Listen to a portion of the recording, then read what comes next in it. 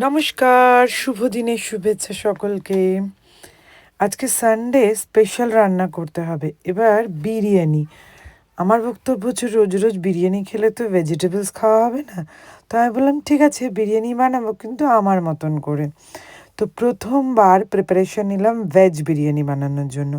প্রথমেই মশলার একটা ব্যাটার, টক দই, নুন, হলুদ, গোলমরিচ গুঁড়ো, জিরে গুঁড়ো, ধনে গুঁড়ো এবং বিরিয়ানি মশলা সবটাই একত্রে ভালো করে পেস্ট বা মিক্স করে ভেজিটেবলস মানে যতটা সম্ভব অ্যাভেলেবেল ছিল সবটাই দিয়ে দিয়েছি। এই মশলাটাকে ভালো করে মাখিয়ে প্রথমেই কেন মশলা আর সবজিটা রেডি করছি, কারণ এটা ম্যারিনেট করে রাখবো কিছুক্ষণ। এই যে বিরিয়ানি মশলাটা এর সঙ্গেই দিয়ে দিয়েছিলাম।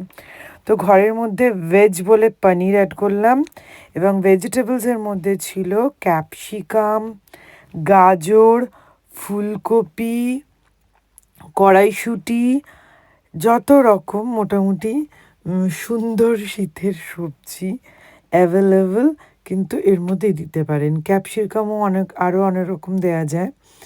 আলু আর ফুলকপিটাকে এরকম মশলার মধ্যে মাখালাম না, কারণ ওটাকে একটু ভেজে নিতে হবে টেস্টের জন্য, যাতে ওরা ভেঙে না যায়। তো এই পুরো ব্যাপারটাকে, লঙ্কাগুলো কুচি করে দিয়ে দিলাম।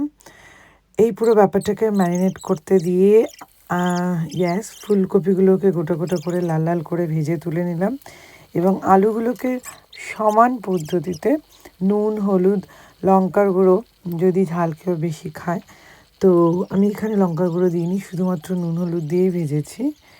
দিয়ে ভেজে পুরো ব্যাপারটাকে তুলে নেওয়া হলো।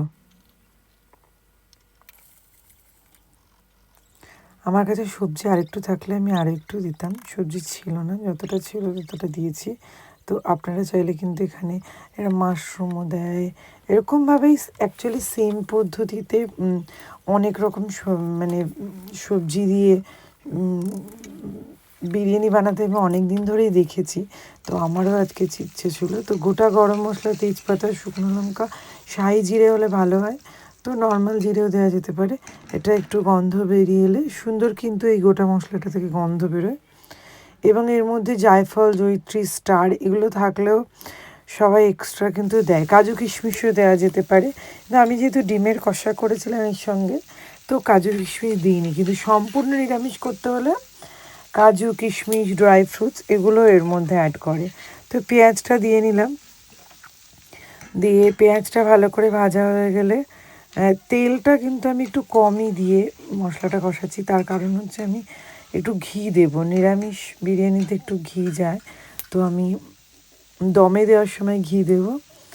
তো তারপর পেঁয়াজটাকে একটু ভালো করে লাল লাল করে ভেজে, খুব লাল না, মোটামুটি আদা রসুনটাও দিয়ে দিলাম। যথারীতি আদা রসুনটাকেও কষিয়ে এই যে মশলাটা রেডি করতে হবে। তেলটা আমার প্রায় কমে গেছে এবং এর মধ্যে একটু আলু আর ফুলকপিটা ভাজাটা দিয়ে দিলাম, কারণ এর মধ্যে তেল আছে, ওই জন্য এটাকে আগে দিলাম, নাহলে লেগে যেতে পারে ব্যাপারটা। এবং তারপরে দিয়ে রাখলাম ম্যারিনেট করে রাখা সমস্ত মশলা। এর মধ্যে কিন্তু আমি গরম মশলা গুঁড়ো দিয়ে দিয়েছিলাম। এবার এটাকে খুব ভালো করে নেড়েচেড়ে, খুব বেশি টাইম লাগবে না, কারণ আলুটা সেদ্ধ করে ভাজা আর ফুলকপি তো খুব তাড়াতাড়ি তেলে, যেহেতু ছাঁকা তেলে ভাজা, খুব তাড়াতাড়ি হয়ে যায়। আর বাকি যে সবজিগুলো আছে সেগুলো কিন্তু খুব বেশি টাইম নেবে না। এর মধ্যে টমেটো দিয়েছিলাম, চেরি টমেটোগুলো, তো জল ছেড়েছে, ওই জলটা জাস্ট মরে যাওয়া পর্যন্ত ব্যাস। ভাত সেদ্ধটা আমি দেখালাম না, বাসমতি চালকে 80-90% বয়েল করে অল্প দিয়ে স্তরে স্তরে সমস্ত দিয়ে, জাফরান ভেজানো দুধ, মানে স্যাফরন দুধে ভেজানো, স্যাফরন বা কেশর, আর একটু কেওড়া জল এবং ধনেপাতা, পুদিনা পাতা। বেরেস্তাটাও আমি আজকে মিস করেছি, কারণ আমি আজকে হেলথ প্রায়োরিটি দিয়েছি। তো আপনারা দমে দিলেই রেডি।